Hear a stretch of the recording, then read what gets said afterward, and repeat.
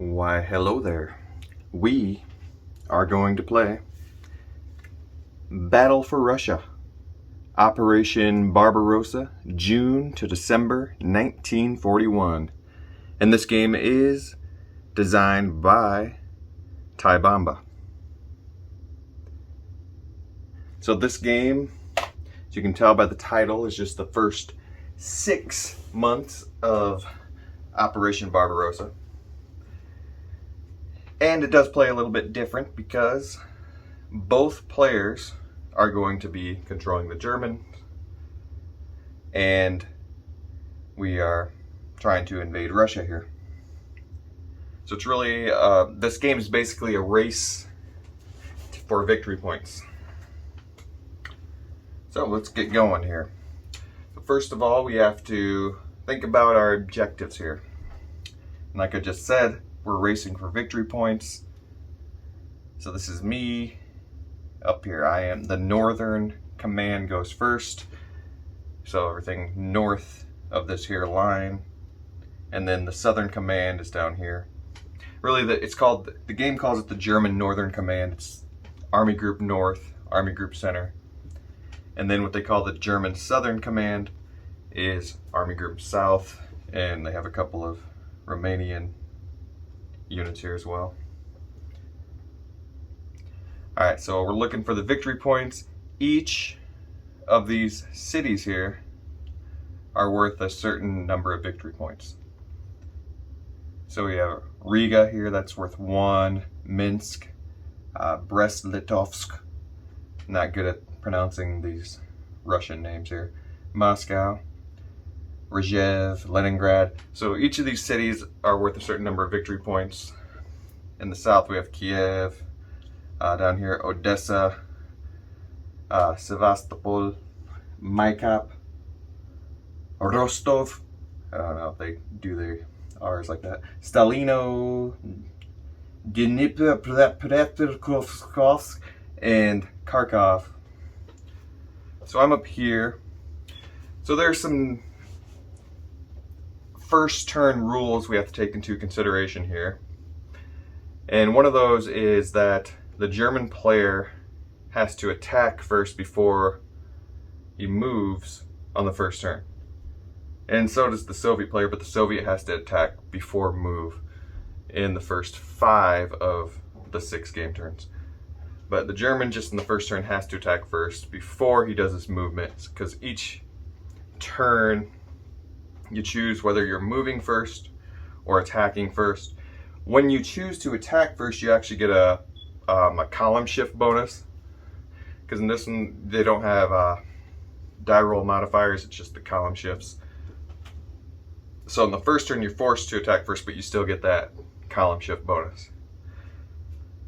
So you calculate your odds and then you'd move over.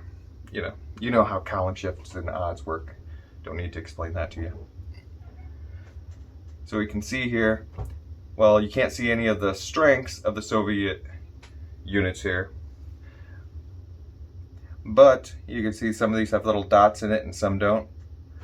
Well, the dots up in the upper right corner there, that means that these units, once they are eliminated, they do not get to come back into the game as replacements later. But another thing is that each of these units with the dots, they all have a 2 combat factor. So you kind of know what's there anyway, as far as strength is. You can't really hide that. The Soviet or the German player isn't allowed to examine the stacks to see the strength of the units in the stack, but the stack limit for the Soviets is 3 anyway, so that really, if, like this one, you can see that's 2. It's like, oh, this one, it's going to be a 4 combat factor. If there's a dot under it, then it's going to be a 6. If not, it's going to be an 8, because they're all 2 or 4 combat factors, except for one unit that doesn't come in until turn 5, which is a 7. So you kind of know what the strength is anyway. It simulates fog of war and to an extent, but you kind of know what it is anyway. Sometimes you can't really remember. Oh, was there 2 4s and a 2 in there, or is it 3 4s? All right. And another thing that I should point out is that as far as steps are concerned, for the Germans, the combat factor, like 8, 10, 8, 8, 12, 16, 10, the combat factor is the same as the number of steps in that unit. So the 4X's means it's an army, 3X's is a corps. These are all armies here, army units. So that means this army has 8 steps, so this one has 10 steps. Well, the Soviets don't work that way. They have a combat factor, but their combat factor isn't the number of steps in that army or corps. Instead, for the Soviets, each counter is just 1 step. So this one's 8 steps, this one's 1 step, 1 step, 1 step, 1 step, 1 step. And these numbers here, that's just their starting hex. It just makes setup easier. So it doesn't really mean anything other than where they start. So, first turn, we can attack, all of our units can attack, and then all of our units can move. So let's see how attacking works. So I'm gonna go ahead and just start up here with this 18th. So the 18th Army here is gonna attack the unit here. So I'm over to see what its strength is. I already told you it's gonna be a 2. So 8 to 2. So that gives me a 4-1 ratio here. But as I said earlier, if you do your attack phase before your movement phase, then you get that +1 column shift. So it's really a 5-1. So if I roll for that, I'm rolling on the 5-1 column, and that's a 4. So then you do the typical, you cross-reference 5-1 on the 4. That's a DE. DE means defender eliminated. So then this unit is eliminated. And you don't really have to put them in the units holding box because that's where they come. This is where in later phases, or in later turns, you can use those eliminated units to replace. The dot means they can't replace. I usually just put them in a stack up here in the corner. All right, so then I have the option to advance after combat. This is a non-mechanized unit. They can only advance 1 space, and I am going to advance after combat here. Okay, so this unit here is a mechanized unit,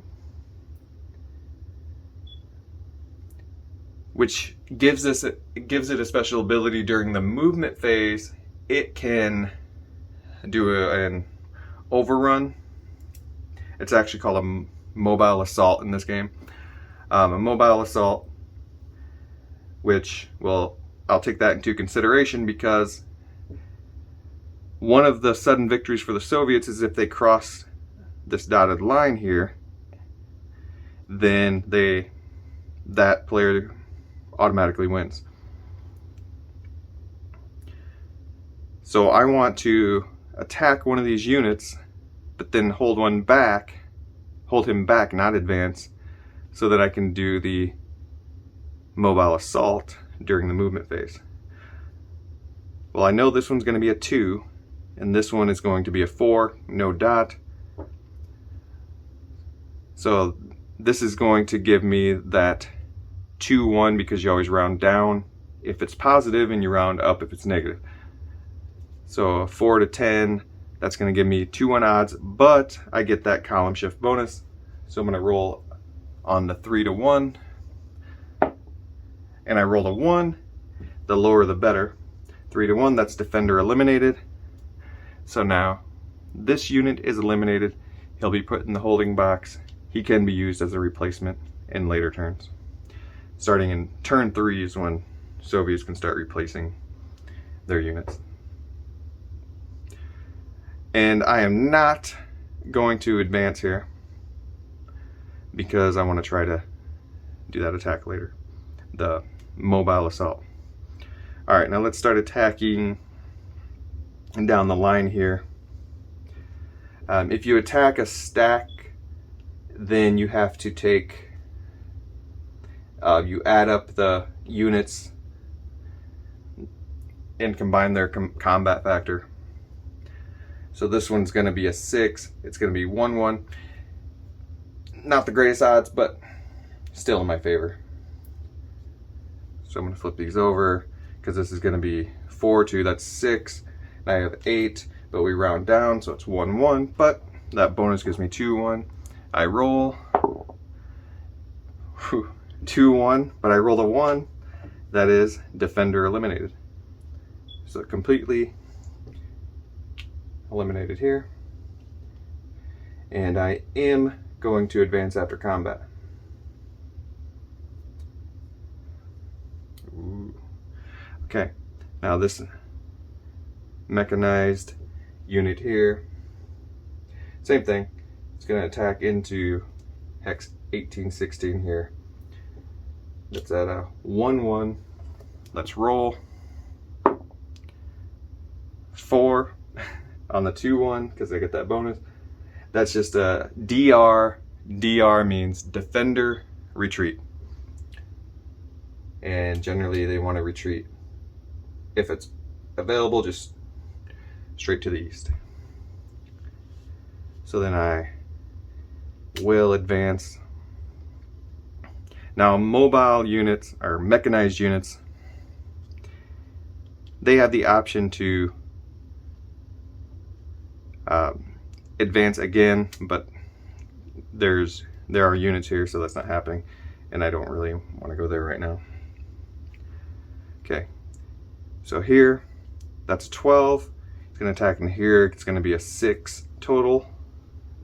The 4 and the 2, that's 6. That's 2-1, but it's going to be 3-1. 3-1, but a 6. So that's only going to be a retreat. Defender retreat. You will retreat here. I will advance. Okay. This one's going to be a 2-16. Well, that's 8-1. Or sorry, this is a 4-16. So it's 4-1, but he goes over to the 5-1. If it wasn't 8-1, it'd be just an automatic. It's defender eliminated. If it's 7-1 or more, then automatic. Defender eliminated. Okay, a 3 on the 5-1 is defender eliminated. I will advance, and then down here, 10-2. That'd be a 5-1, but it's a 6-1 because I'm attacking first. But since that's a city, shift to the left, so then it's back to 5-1. Roll a 2 and a 5-1, that's a defender eliminated. He is defeated. I will advance, and now I control this city, and that gives me my first victory point.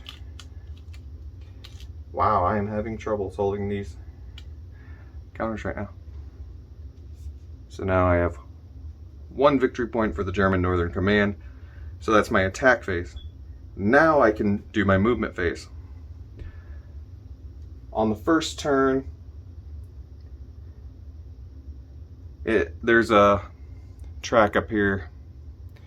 This is the turn track. It tells us what the movement allowance is for each unit. On the first turn, the German Northern Command, it's a 4-2. That means the mech units can move 4 hexes, or they have 4 movement points, because it depends. Like in every game, different terrain costs different amounts. And then the non-mech units can have 2 points, their allowance. So I can immediately get in to this city here, to Riga, and now I have 2 victory points. All right, now we're gonna see a mobile assault. So a mobile assault, you can do a mobile assault into clear hexes only. But the way city hexes and these fortified hexes work is they have certain effects, but as far as movement goes, it depends what's the terrain is in the hex besides the city or fortification, which in pretty much every city it's clear. Yeah, in all the cities it's clear. The fortifications clear. So you can still mobile assault. It just costs more than just a regular clear hex. A regular clear hex is a 3 to move into in a mobile assault. A city is 4. So this one will be 3. I have a movement allowance of 4. Oh, why did I flip that? So I can move in here and attack with the mobile assault. That'll be a 5-1. It doesn't get that column shift because this isn't combat. But a 5-1. I rolled a 2. That's going to be defender eliminated. I can move in there. This is different. This isn't advance after combat because I moved in there with the mobile assault, so I don't get to do that too. But I can move up to my movement allowance of 4. Like that. This is a river hex side, but on the first turn, another one of the special rules is that the Soviets ignore the river hex sides on the first turn. And also these two marsh hexes, they treat them as clear hexes. So you can still, it doesn't cost the extra to move into for mobile units or for mechanized units, and you can do the mobile assault at just a regular clear hex cost, which I can't really see getting in there and doing that anyway, but it's in the rules. All right, so now we can move down here. So when I'm moving down here, what we want to think about is another rule in this game is if you cut off the supply of Soviet units, then they are eliminated from the game. But it's not that simple because there's this rule where when they are cut off from supply and eliminated, however many units are eliminated at the time that you cut it off, you have to roll on this chart. So if I eliminated 4 units by cutting off their supply, I'll check this column. I'd roll the die and cross-reference, and I have to remove that number of steps from whatever units were involved in blocking that line of supply. And in this game, the Axis, the Germans, and the Romanians down here, they exert regular zone of control, just the 6 hexes around it. But the Soviet units never exert any zone of control. So I can always just move around and trace my own supply, just as long as it's not completely blocked off. But the Soviets, they can't trace their zone of control and all of that. So it makes maneuvering a very important tactic here. It's not just let's make sure that I'm always at these favorable odds and attack. No, maneuvering is probably even more important and cutting off the line of supply to eliminate units than just overwhelming them with combat force. So right here, I can move up to 2 points worth of movement. Let's see, if I move here, then I have zone of control here, so he can't trace here, but he can trace through here because that's not under zone of control, and then he can trace all the way back to a supply source, which is the hex edges on the right side. So let's move here. Okay, I moved here. Okay. He can't trace supply there, it's cut off. He can't trace supply through me. He can't trace supply here, but he can here and on down. So he is still in supply. So what should I do next? You can attack in any order you want, but I'm not in my attack phase.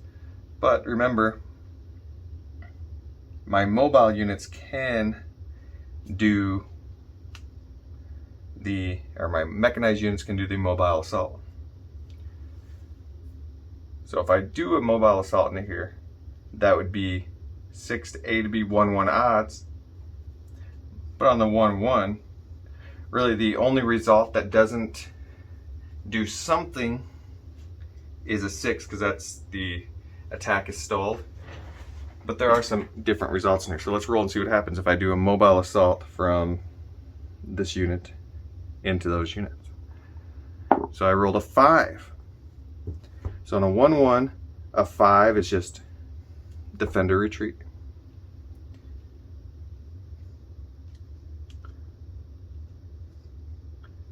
Okay.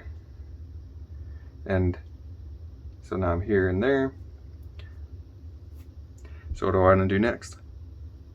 Let's try this. I'm going to mobile assault into here. So that's going to be a 10 to 2. That's going to be 5-1 odds. Rolling a 5-1. I rolled a 2. That is a defender eliminated. So he is eliminated. And this is not advance after combat. That's just, I moved in there. So now what I just did is I cut off the supply. So as soon as you cut off the supply, you have to do this. You have to eliminate them and do the Soviet breakout table. So these 2 units are going to be eliminated. But since I eliminated 2 units, I need to roll on the Soviet breakout table under the 2 column. And I roll a 2. If you cross-reference it, a 2 and 2, that's a 1. That means these were the units that all contributed to cutting off supply. So I have to remove 1 step from these units here. And since this one's already a 16, that's high, I'm just going to remove it from there. Okay, so that is how you can maneuver to eliminate Soviet units. And it's a very important tactic in this game. Okay, so now I'm down to these 2 and this one. This one I moved it as an example earlier, but I moved it back. It wasn't a real move. So I've got these units that can still move.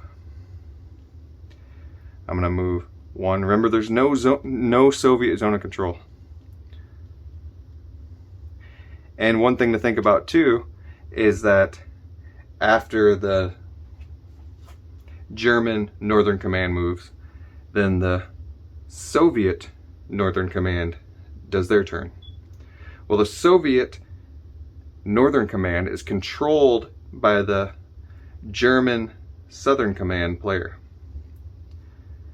So both of these players are controlling the Germans, and they're kind of racing to get the most victory points by the end of turn 6. Or there's some sudden victory rules, which maybe I'll talk about in a little bit here.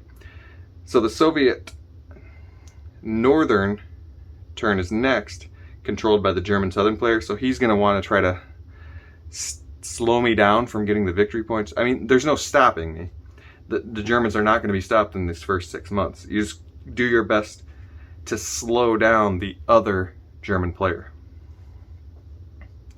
And one of the things about the Germans is that in the first 3 turns, if they begin their turn adjacent to, or Soviets, if the Soviets begin their turn adjacent to a German unit, then they have to attack. If they're adjacent to more than 1 unit, then they can choose who to attack, but they have to attack somebody.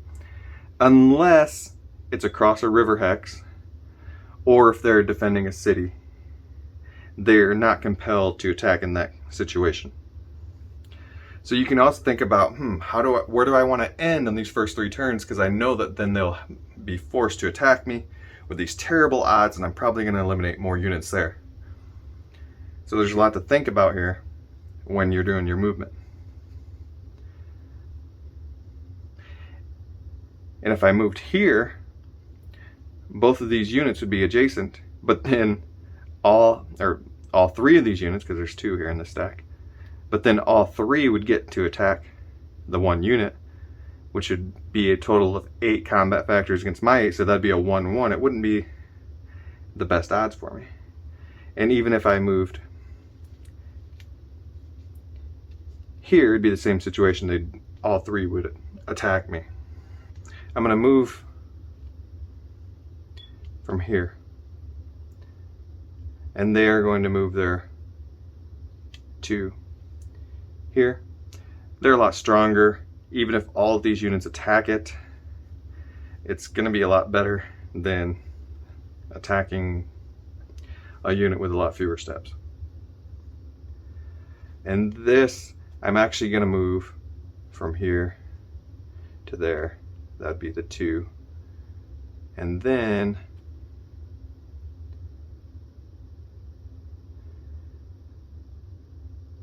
over here, across this river. Okay, so from now on, I have the German Northern Command has to treat these river hex sides as normal, so be an extra movement point to cross it for non-mech units, and for mechanized units it's actually an extra 2 movement points, so it'd be like 3 for them to move from here to here, or 2 for them to move from here to here. Okay, so that's the German Northern Command has done all of its combat, all of its movement. Now the German Southern player gets to move the Soviet, or gets to play the Soviet Northern turn. And they also, the first 5 turns, the Soviet player is forced to do all of its attacks before its movements. And in the first 3 turns, they have to attack if they are adjacent. They have to. Which means this unit here has to attack this one here, even though the odds are terrible, because that is a 1-4. And a 1-4, I rolled a 6. That's the worst thing. Well, really in that case, anything but a 1 or 2 they're eliminated. So this unit is eliminated. There's no such thing as the defender advancing in this game. So that just ends it here. Okay, so now all 3 of these units, or all 3 of these hexes contain units that have to attack because of being adjacent to a unit. But remember, they are not compelled to attack across a river. So I don't have to attack if this was the only one. But I'm actually surrounded by, or adjacent to 2 different units. So I still have to attack at least this one. This one might be a better one to attack, because these are in a city. They don't have to attack at all. If I don't want to attack with these units, I don't have to. This one does have to attack, and that's another one's going to be a 2 combat factors. Oh, paratrooper, it looks like. Alright, so what's the best bet for me here? If I add these all up, it'll be the 6, 7, 8, 9, 10, 11, 12, 15.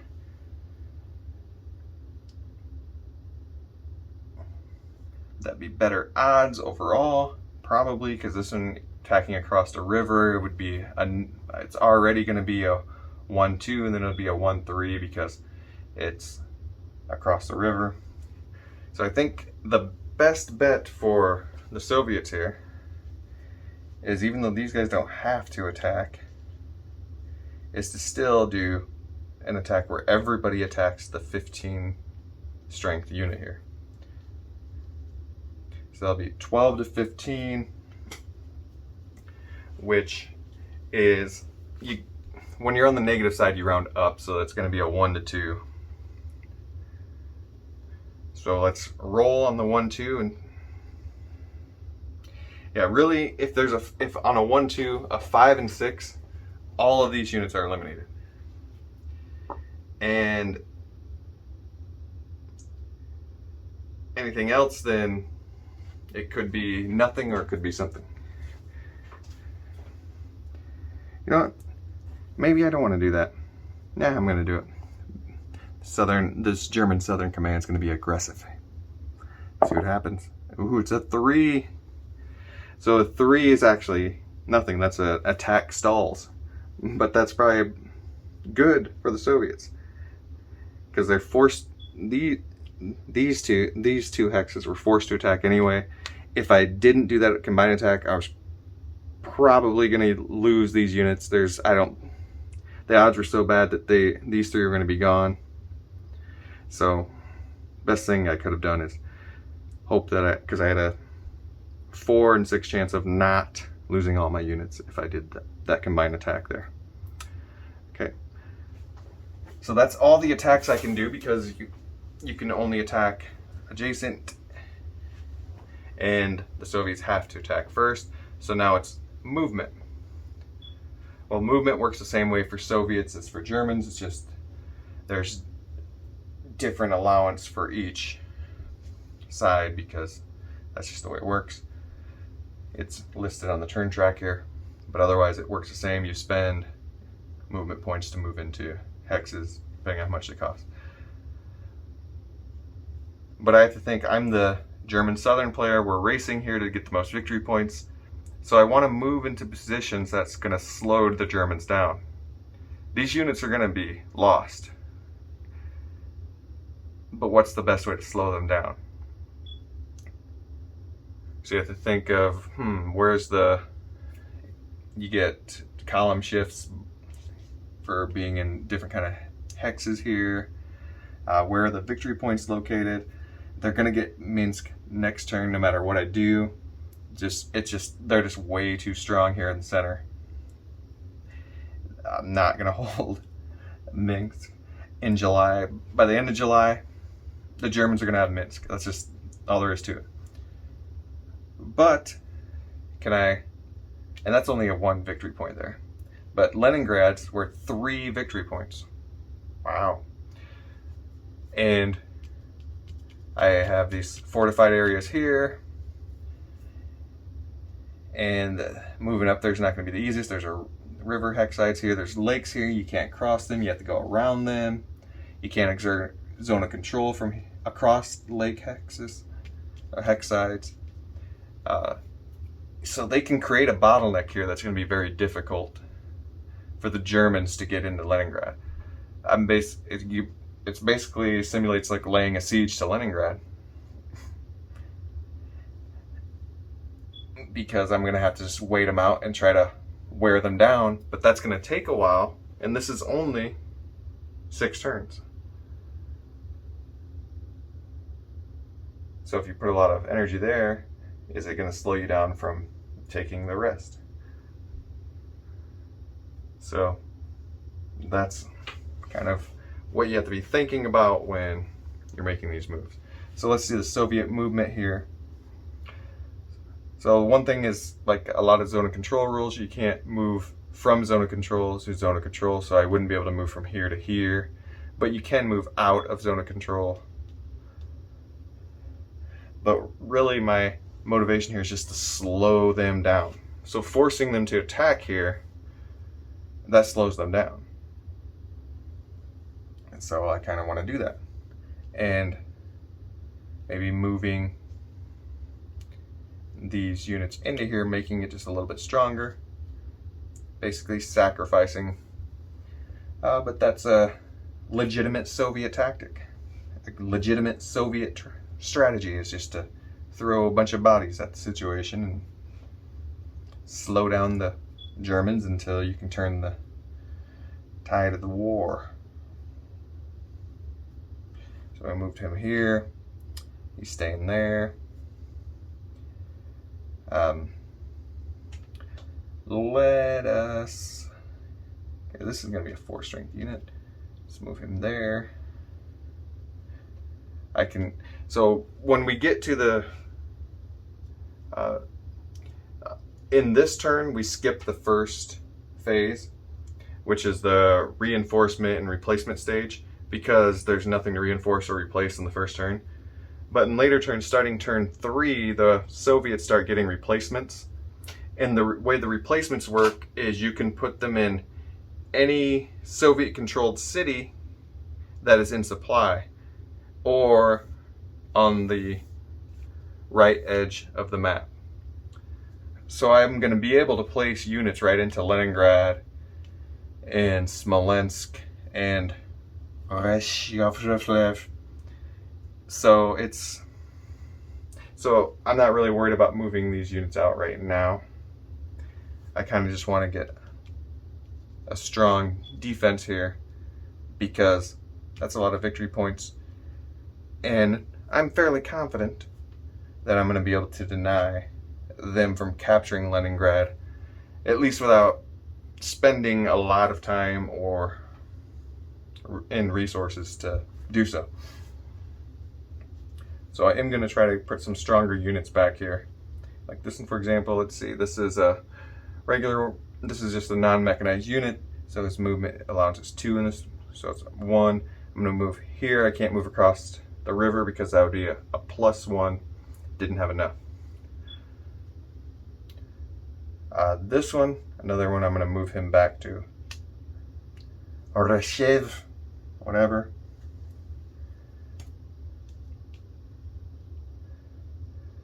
Him, I'm just going to move here. And this one I can move back just across the river, that's 2. He's going to go into the marsh for now.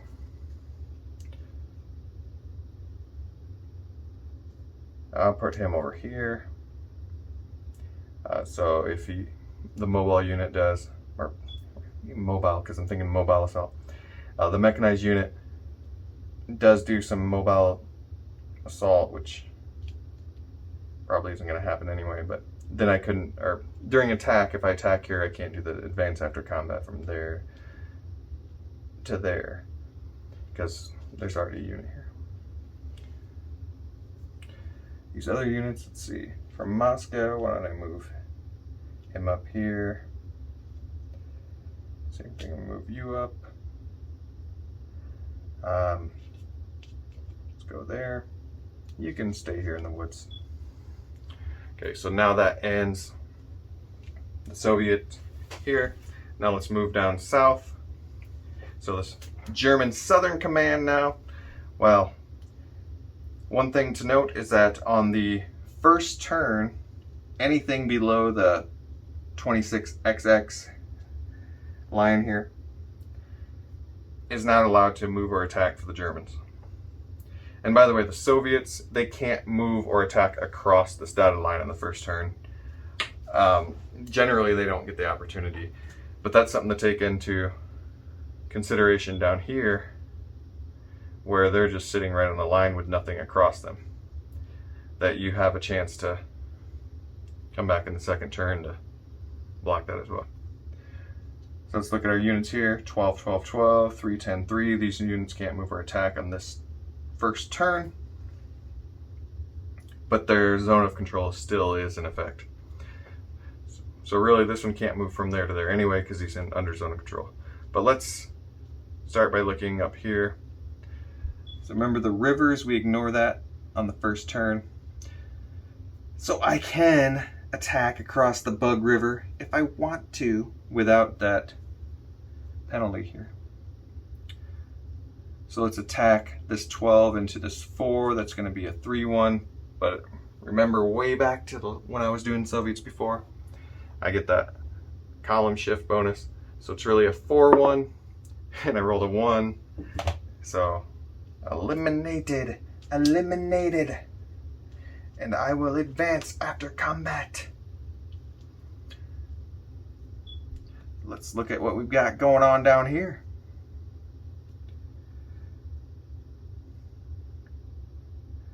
Okay, here's what I want to do. I want to attack from here to here. So that's a 12 to 6.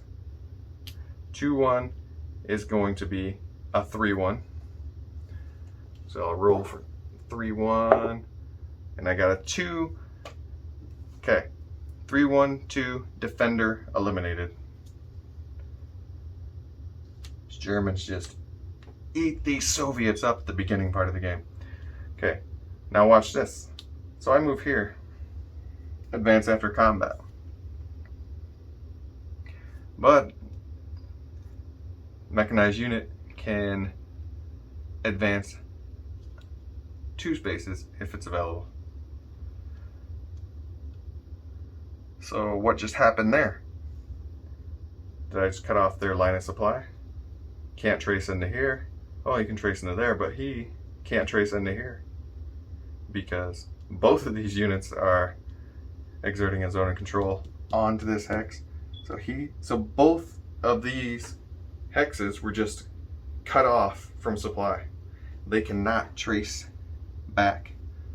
So that means all 4 of the units in these hexes are eliminated.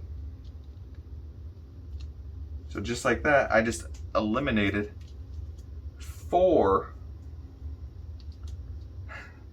Soviet units. Woo! But don't forget, now I have to roll on the Soviet breakout table under the 4 column. By the way, if it's more than 5 units, you still have to roll them all, but you would roll once on the 5 and then whatever was left. So if you did 8, you'd also have to roll on a 3 and then you'd add those 2 units together. But in this case, we eliminated 4 units and the Soviet attempted to break out. They failed. They always fail, but this is a really cool mechanic. I really like it. We roll in here. 4. So it's a 4 under the 4. 2. So since it was these 2 units here, well actually this one too. So I have these 3 that I can choose to remove my 2 steps from. Well, even though the Romanian units can never be replaced, like these I have a certain amount of points that I can use to replace the steps later. The Romanian unit is still weak enough. I'm going to remove 1 of them from there, and then this infantry unit I will also remove 1 from. So that's the 2 I'm going to remove it from. So this is an example of how maneuvering and choosing your attacks with that in mind, that hey, if I cut this unit off from supply, and this really comes in handy later when you're laying siege to a city, especially when it's a hero city, which is something that you get to further down the line, is you can cut off their supply and then eliminate them, and then the next turn you can just waltz right in, because they can't replace in a city if it's not in supply. So that's always something to keep in mind. All right, so now he has done his attack. He's done his attack. He hasn't. I have to attack first. Can't attack into there right now. I'll be able to move him. And these 3 down here can't attack it or move. So now I'm going on to my movement phase. So these 3 units can move now. Again, I'm looking at this thinking, how can I break up this Soviet force here? One of the best ways might be to somehow cut off some supply. Like this one, I created a pocket of supply, so that was 2 hexes. You could really, because they have a lot of, the mechanized units have more movement allowance, and the Soviets do not exert zone of control. A lot of times you can move around and create a big pocket to eliminate by cutting off line of supply. On this turn I can move up to 4 with this mechanized unit. So I could move 1, and I get to ignore the river hexes on the first turn. 1, 2, 3, 4. I could move all the way to here, but that actually wouldn't cut off supply for anybody because he can still trace through zone of control if he has units in there. And then he would be isolated back here. A lot of units can attack him. I would still be in supply because remember, Soviets do not have any zone of control, so I can still trace right through there or right down here. It's really hard to cut off the zone of, or the supply for of the Axis units in this game. So let's do some movement here. I want to think about using my mech unit here as a mobile assault, and I'm actually just going to assault right into here because yeah, that's what I'm going to do. So it's going to be a 6-1 first turn. It's going to be a 7-1. He's automatically eliminated. And then I can't advance again. And now this would be, since I have a unit on both sides, he would be surrounded and I'd have another bonus there, but this isn't my attack phase. This was a mobile assault, it wasn't an attack. So I'm only moving right now. But what I want to do is move here and then move here. Now he still has supply because he can straight through there. But I'm moving here so he can't just, I mean, I get to go before him anyway next time, and he can't cross the river, or he can't cross the dotted lines this turn, but just to be safe. And then I've also got him surrounded, so I'm gonna get a bonus there.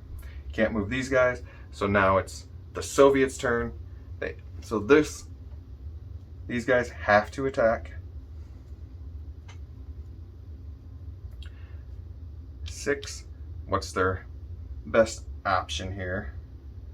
Not across the river.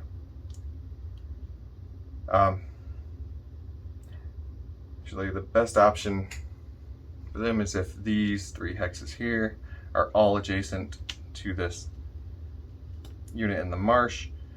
So that's going to give me 6, 7, 8, 9, 10 to 12, but we're going to roll on this. That's a 4. And that's an attack stalls. So nothing happens there. Now these 2 units have to attack. A 4 against a 12.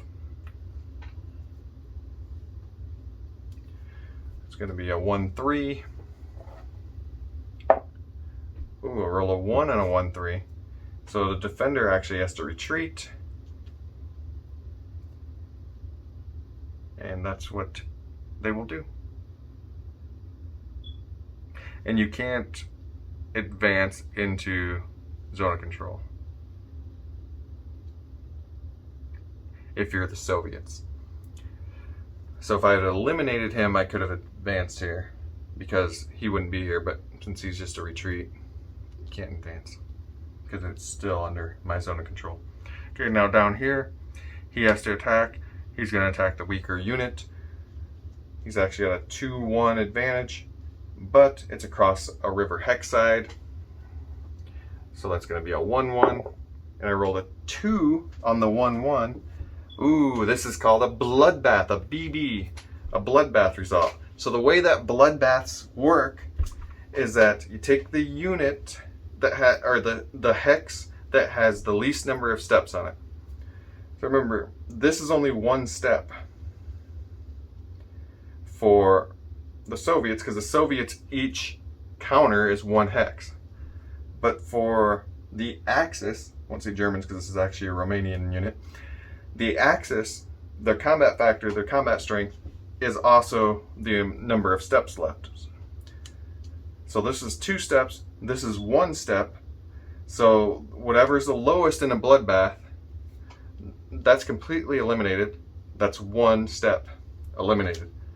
The other side has to eliminate the same amount of steps. So sometimes this is a bad result for the Germans, even though you're coming out ahead because you eliminated them completely from their hex. Sometimes maybe they had, if they're attacking from multiple hexes, they might have been attacking with 6 units. You're going to have to lose 6 steps, and that's important for the Germans. Not as important for the Russians. But anyway, so now I have to remove 1 step.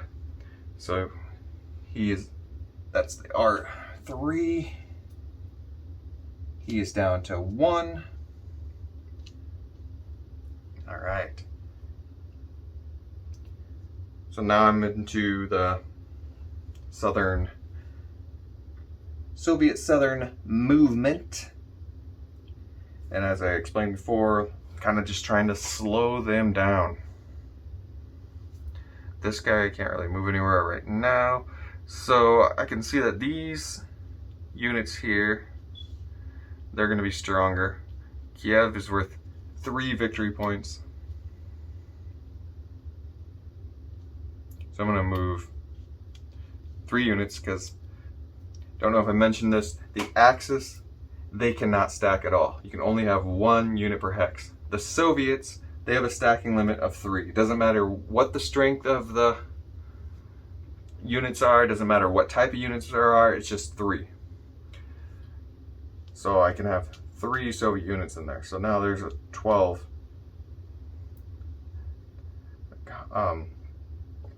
combat strength in there. Plus you get the column shift bonus. So it's going to be a little bit more difficult to take Kiev now. And let's move some units here. It'll be harder for the Germans to knock them out of there. And I'm just going to move up here because you know what? I just want to force them to attack. I'm going to lose these units. I'm just sacrificing these units. But it's going to be a little bit more difficult now. So with my movement, I don't really have to look to see if these are mech or not because I'm only moving 2 spaces, which I can move with whatever unit. What do I want to do with you, 2512? What do I want to do with you, 55th Corps? Let's just move you back as well. It's going to be a little bit more difficult. I'm still going to just wipe these guys out. I mean, there's nothing they can really do about it. Let's move you up to... We're going to get more units back here in Kharkov and Dnipropetrovsk at some point. So this is a mech unit, so I can move him. See, the Soviets, yeah, 4. So I'll move him up right here behind Kiev. Attacking me, I can just come back at you. Alright, so that is the end of turn 1. Then I would advance to turn 2. And at this point, I would start the next turn, and we'd start with the replacement and the reinforcements phase. But I'm going to end this here after turn 1. And this game really doesn't take that long to play. Generally, it's under 2 hours to play the entire game. I'm usually not sitting here talking the whole time while I'm playing. I'm just going. I'm not doing a little think aloud while I'm playing the game, and it goes much quicker. It doesn't take nearly an hour to play a turn on this game. It's not a 6-hour-long game. You can play it easily in under 2 hours once you know what you're doing. But I'll end that here. Might post turn 2, I don't know. But that is it for now. Just going to want to give people an example of what this game looks like. Not really a lot out there on it. You can check it out. Quarter Deck International actually sells this in the United States. It's a War Drums game. War Drum Games is a Chinese publisher. Originally, it was in Command Magazine. I think the Japanese Command Magazine. Not 100% sure, but War Drum Games. This is the War Drum Games version, which Jack Green from Quarter Deck imported into the United States, and he sells it here, so you can get a copy there. This is the folio version. It was on sale for I think $18 or something, really cheap. There are some map errors, and there's some errata you're gonna have to look up, but it's not too bad because it's not that complex of a game. So I definitely recommend checking it out. I just wanted to give you an example of what it looks like to play this game, because there's really not anything out there on it. There's a good review and a good session after action report on the Board Game Geek forums, but no videos or anything yet. So this is the video. Hope you enjoyed it. Goodbye.